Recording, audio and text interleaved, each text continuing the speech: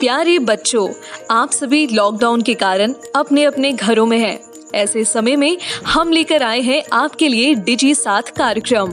इसके माध्यम से आप प्रत्येक दिन सोमवार से शुक्रवार तक पूर्वाह्न 10 से 12 तथा अपराह्न 1 से 2 बजे तक अपने अपने कक्षाओं के अनुरूप कार्यक्रम देख सकेंगे। स्कूली शिक्षा एवं साक्षरता विभाग, झारखंड।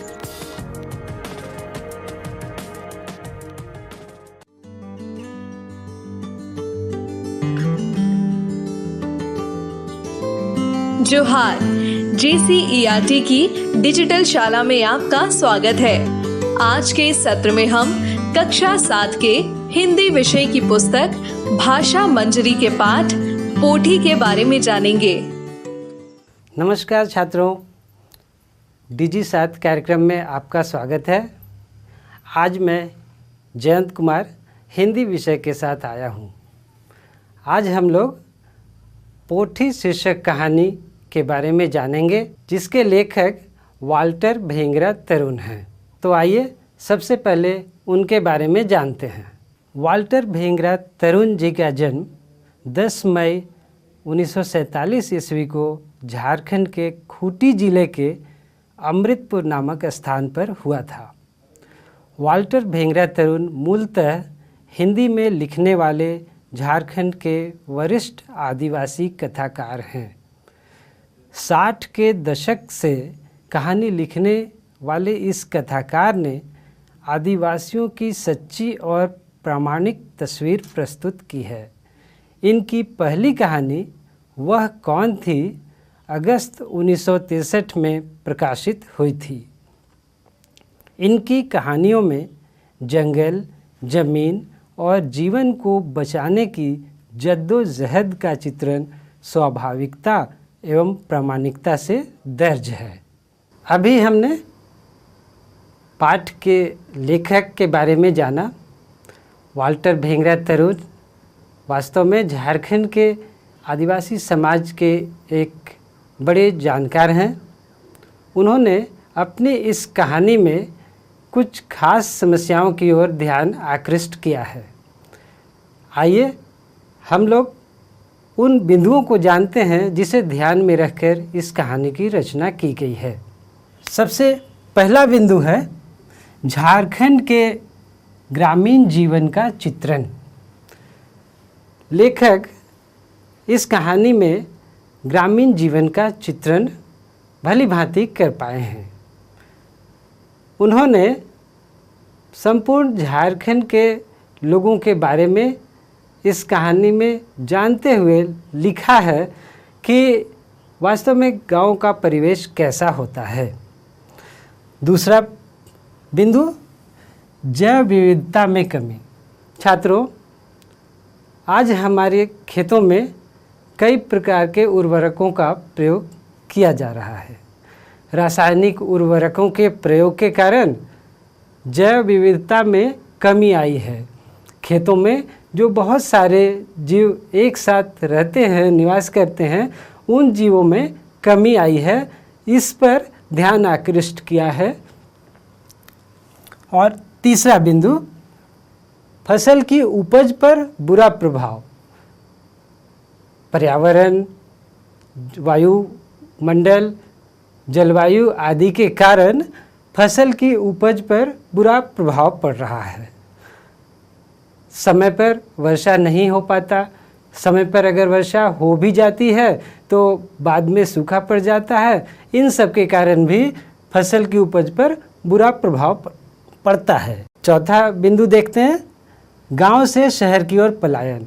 चूँकि गांव में खेती में कमी आ रही है, उसमें लाभ उतना नहीं रह गया, इसलिए गांव से शहर की ओर लोग जाना चाहते हैं, वहाँ मजदूरी करना चाहते हैं। ऐसी समस्याओं को श्री वाल्टर भेंगरा तरुण जी ने इस कहानी में स्थान दिया है। कोई भी कहानी का शीर्षक वही उपयुक्त होता है जो संक्षिप्त हो, सरल हो और उत्सुकता का भाव जगाने वाला हो। उस शीर्षक को जब कोई पढ़े तो उसे ऐसी उम्मीद जगनी चाहिए उसे ऐसी आशा होनी चाहिए कि उस शीर्षक के द्वारा उत्सुकता का भाव जग जाए और उसकी उत्सुकता का समाहार कहानी में हो। ऐसा ही यह पोथी शीर्षक कहानी है, क्योंकि पोथी एक छोटी मछली होती है। ये छोटी मछली झारखंड के ग्रामीण जीवन का आधार है। कैसे कि यह छोटी सी पोथी मछली बहुत आयत में मिलती है और जीवट भी होती है। पोथी मछली को लोग नदी से तो ले ही आते हैं मारकर, लेकिन उसे सुखाकर हाट बाज़ार में बेचते भी हैं। जिस समय भी सब्जी की कमी हो जाती, उस समय उस मछली को वे लोग पकाकर तियन के रूप में खाते हैं। ऐसी पोथी मछली के बारे में अगर पूरी कहानी में चर्चा हो तो ऐसी कहानी का शीर्षक पोथी उपयुक्त लगता है। अब हम लोग पाठ के नए शब्दों से परिचित होंगे। आइए देखते हैं नए शब्द। कुमनी मछली फंसाने के लिए बांस का बना एक साधन। झोरी बांस का बना हुआ थैला जिसमें मछली फंसाने के बाद रखा जाता है। गोहार गाय बैल आदि रखने की जगह। टाड़ ऊंची मैदानी भूमि।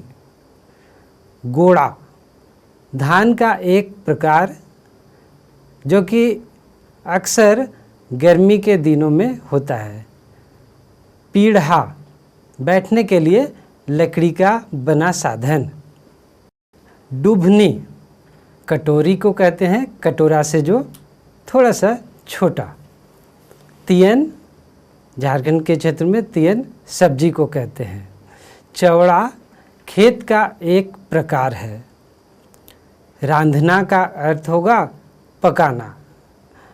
दोहर गांव के आसपास ढलान बनाते हुए सीढ़ी नुमा खेत। चलानी बाहर से मंगाया गया। दोन खेत का एक प्रकार, यह अधिक उपजाऊ होता है क्योंकि इसमें पानी अधिक होती है। अभी हमने पाठ में आए हुए नए शब्दों को जाना। अब आइए कहानी का आनंद लेते हैं। रात को अच्छी बारिश हुई थी। बुधन को खुशी थी कि गांव के दोहर से निकले नाले में पानी भर जाएगा। ऐसे में नदी की मछलियां खेतों की ओर आएंगी। सुबह वह जल्दी उठकर कुमनी और झोरी लेकर निकल पड़ेगा। धूप निकलते ही मछलियां उछलती कूदती बहाव की विपरीत दिशा में तैरने लगती हैं। उस समय झोरी में उन्हें फंसाना आसान रहता है। मागो, उसने अपनी माँ को आवाज़ दी। क्या है बेटा, इतनी रात में तुम्हें नींद नहीं आ रही है क्या? उसकी माँ ने करवट बदलकर पूछा। माँ, आज रात अच्छी बारिश हो रही है, मैं सुबह जल्दी नदी की ओर निकल जाऊंगा। कुछ खाने के लिए बचा है क्या? तू अभी से क्यों परेशान हो रहा है बेटा? सवेरे मैं तुम्हारे लिए मड़ुआ रोटी गरम गरम सेक दूंगी। उड़द दाल बचा हुआ है, उसके साथ खा लेना। अभी तू सो जा। उसकी माँ ने चादर अपने खींचते हुए कहा। अचानक बिजली की तेज चमक के साथ कहीं दूर से बादल के कड़कने की आती हुई आवाज़ सुनाई दी। दरवाजे के पास बोरे से सिमटा हुआ कुत्ता कूं कूं कर उठ खड़ा हुआ। जब किसी ने उसे पुचकारा नहीं तो वह फिर से अपनी जगह सिकुड़कर सो गया। मंगल के शहर चले जाने के बाद बुधन अकेला हो गया था। सारा काम उसे ही करना पड़ता था। मंगल उसका बड़ा भाई था। उसके रहते उसे किसी तरह की चिंता नहीं होती थी। जो भी करना होता मंगल दादा ही करते थे। जब मदद की ज़रूरत होती तब वह बुधन को आवाज़ देते। दादा की बात वह कभी नहीं टालता था। बचपन से ही उसका लगाव अन्य से अधिक अपने दादा के साथ ही था। उसके बाबा उसके जन्म लेने के 2 साल बाद ही टाइफाइड का शिकार हो गए थे। बहुत दवा दारू हुआ, लेकिन उन्हें बचाया नहीं जा सका था। यह उसकी माँ ने उसे बताया था। इसके बाद मंगल दादा ही उसके लिए एक आदर्श के रूप में उसके सामने थे। मंगल भी अपने छोटे भाई बुधन को बहुत प्यार करता था, उसे अपने साथ रखता और हर ज़रूरी सीख देता। खेती बाड़ी के तौर तरीके, पालतू पशुओं की देखभाल करना, हल जोतना आदि के साथ शिकार करने के बारे में वह बुधन को सभी जानकारी देता। मछली मारने के तौर तरीके बुधन ने अपने मंगल दादा से ही सीखे थे। सुबह बुधन के उठने से पहले ही उसकी माँ जाग गई थी। झटपट चूल्हे में आग जलाकर वह मड़ुआ रोटी पकाने में जुट गई। साथ ही उसने बची हुई उड़द दाल की पतीली चूल्हे के मुंह के पास रख दी, ताकि साथ में वह भी धीरे धीरे गर्म हो जाए। जलती हुई लकड़ी शायद कुछ गीली थी, इसलिए उससे धुआं निकल रहा था, जो आँखों में जलन पैदा कर रहा था। बुधन आँख मलता हुआ उठ बैठा। मागो, सूखी लकड़ियाँ तो ढेर सारी पड़ी हैं, वे कौन सी गीली लकड़ी तुमने चूल्हे में डाल दी? कहीं केउंद लकड़ी तो नहीं डाल दी? बहुत धुआं कर रहा है। बुधन असमय उठने के साथ आँखों की पीड़ा से कराहते हुए बोल उठा। एक काठी भीगी हुई थी, मैंने ध्यान नहीं दिया, उसी से धुआं निकल रहा था, मैंने वह बुझा दी है। और हाँ, अब उठ ही गए हो तो दोनों बैलों को पुआल देने के बाद दातुन कर लो। रोटी पक गई है और दाल भी गर्म हो गई है। उसकी माँ अंतिम रोटी तवे से निकालती हुई बोली। ठीक है माँ, अभी बैलों को गुहार घर में पुआल दे आता हूँ। उन्हें खेतों की ओर चरने के लिए ऐसे भी छोड़ नहीं सकते। टाड़ और चौड़ा खेत में बीज बो दिए थे, उसमें पौधे भी हरे भरे होने लगे हैं। खुला छोड़ देने से वे उन्हीं हरे पौधों की ओर भागने लगते हैं। बुधन ने अपना बिछावन समेटते हुए कहा। फिर कमरे के कोने में जाकर वहीं से सरई दातुन का एक टुकड़ा उठाया और दांतों से चबाता कमरे से बाहर निकल गया। आंगन में आकर उसने ऊपर आकाश की ओर देखा। छिटपुट बादल ही इधर उधर घूम रहे थे। अभी दिन में तुरंत बारिश होने की कोई संभावना नहीं थी। वह मन ही मन खुश हुआ। धूप रहने पर मछली मारने का आनंद कुछ दूसरा ही होता है। बैलों को पुआल देकर और हाथ मुंह धोने के बाद वह बरामदे में पीढ़ा लेकर बैठ गया। उसकी माँ ने कांसे की थाली में मड़ुआ की 3 रोटियों के साथ डुभनी में उड़द की दाल उसके सामने परोस दिया। पास ही लोटे में पीने के लिए पानी भी रख दिया उसने। नदी की ओर जाते हुए वह अपने खेतों में लहलहाते धान के पौधों को देखकर खुश हुआ। 1-2 सप्ताह में पौधों के बीच निकौनी का काम शुरू करना पड़ेगा। कितनी भी कोशिश कर लो, खेतों में अनचाहे जंगली पौधे निकल ही आते हैं। इन्हें निकालने के लिए माँ ही आती है। घर में भात तियन रांधने के बाद छाता लेकर वह खेतों में निकौनी के लिए आ जाती है। आधा दिन झुककर जंगली घास निकालते निकालते उसकी कमर में दर्द हो आता है, लेकिन करें भी तो क्या करें, निकौनी बहुत ज़रूरी है। माँ अक्सर इस दौरान खेतों में पौधों के बीच घोंघी भी बीनती जाती है। जब भी माँ निकौनी के लिए जाती, घोंघी जरूर चुनकर ले आती है। फिर उन्हें उबालकर बेल पेड़ के कांटे से निकाल लेती।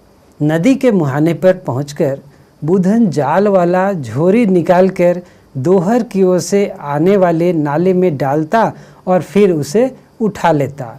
हर बार 10-15 पोठी मछलियाँ झोरी में फंस जाती। उन्हें बांस से बनी टोकरी में वह भरता जाता। चूँकि पिछली रात जोर से बारिश हुई थी, इसलिए पानी मटमैला हो गया था, इसलिए पानी के अंदर वह देख नहीं पा रहा था। अंदाज से ही वह अपना जाल डालता और मछलियां फंसने पर उत्साहित होकर उल्लसित होता। उसका कुत्ता भोलू एक टिटहरी के पीछे भौंकता हुआ दौड़ा। दरअसल बुधन ने जाल में मछलियों के साथ फंसे मेढक के बच्चे को दूर फेंक दिया था। टिटहरी ताक में थी, वह उसकी ओर झपट पड़ी। भोलू ने समझा बुधन की मछली चिड़िया ले भाग रही है, वह उसके पीछे भौंकता हुआ भागा। एक आध घंटे तक मछली मारने के बाद बुधन घर की ओर लौटने लगा। पोठी मछलियों से उसकी आधी टोकरी भर गई थी। पहले तो गरई और अन्य छोटी मछलियां भी मिल जाती थीं, लेकिन अब मछलियां भी कम आने लगी थीं। इसके पीछे भी बड़ा कारण था। पहले गाँव में किसान अपने खेतों में लगी फसल के लिए गोबर और घास आदि से बनी खाद ही डाला करते थे, लेकिन अच्छी पैदावार बढ़ाने के नाम पर चलानी खाद यूरिया और सल्फेट का प्रचार प्रसार किया जाने लगा, तो गांव के लोगों ने गोबर खाद की जगह यह चलानी खाद डालना आरंभ कर दिया। धान के पौधों को कीट पतंगों से बचाने के लिए पहले गांव के लोग नीम, सिंदुआर और करम पेड़ की डालियां खेतों में गाड़ देते थे, लेकिन अब रासायनिक स्प्रे बाजार में मिलने लगे तो किसान इनका प्रयोग करने लगे। इसका विपरीत असर खेतों के पानी में पलने वाली मछलियों और अन्य जीव जंतुओं पर पड़ने लगा। छोटी मछलियों में बुदू मछली तो इन रासायनिक दवाओं को बर्दाश्त ही नहीं कर पाती हैं। गेतू और गरई किसी तरह इन्हें सहन कर लेती हैं, लेकिन पोठी मछली इन दवाओं के कारण अब खेतों में तो बिल्कुल ही नहीं मिलती।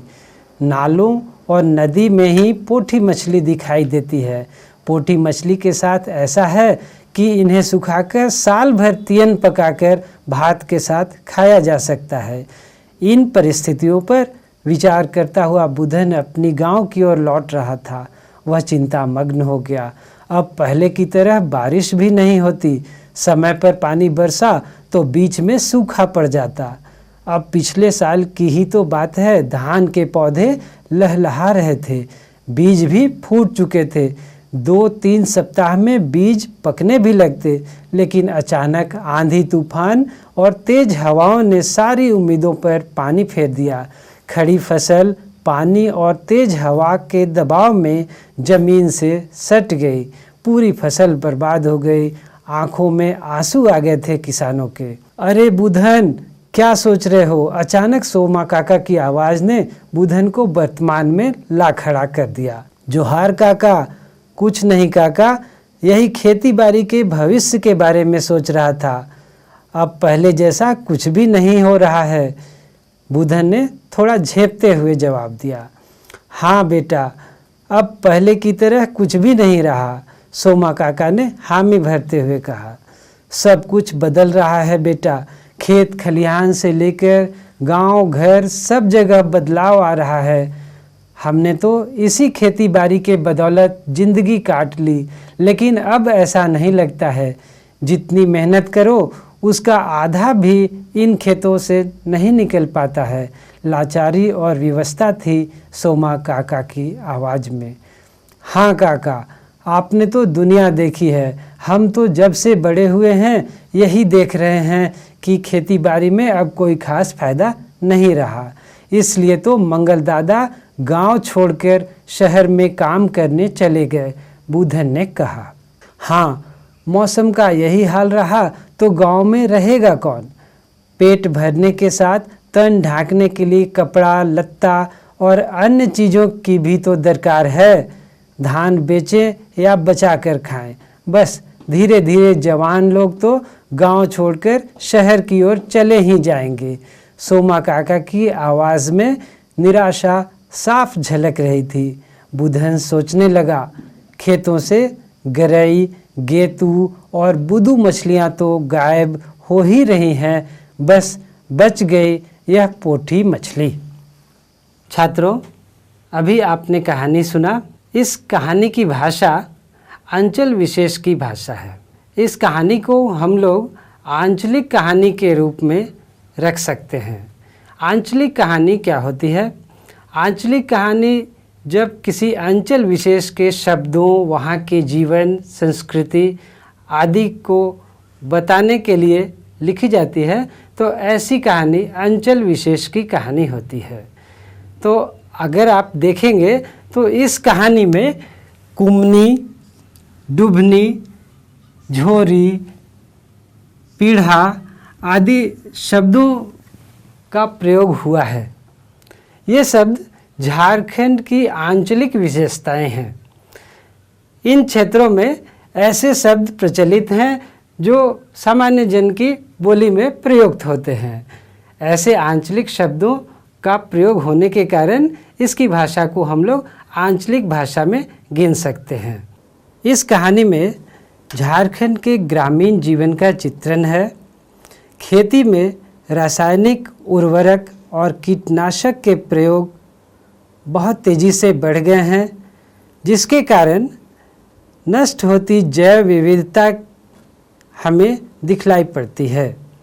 हमारे आसपास के तालाबों एवं खेतों में मछलियां गायब हो रही हैं। साथ ही फसल की उपज पर भी इसका बुरा प्रभाव पड़ रहा है।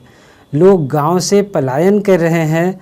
यह कहानी छोटी सी मछली पोठी के माध्यम से इन्हीं मुद्दों पर हमारा ध्यान खींचती है।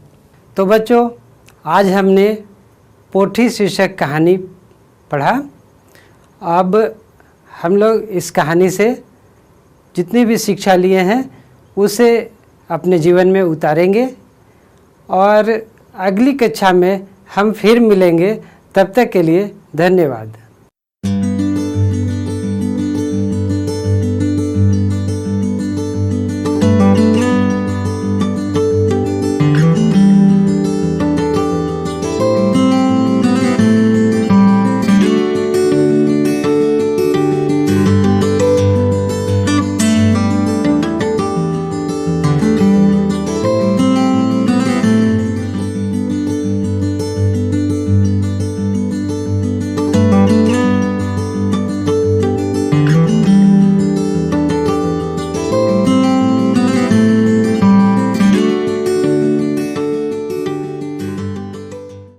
इस प्रसारण से संबंधित सुझाव, अपने प्रश्न इत्यादि आप हमें jcertrg@gmail.com तथा टोल फ्री नंबर 1800 5728 585 पर संपर्क कर सकते हैं।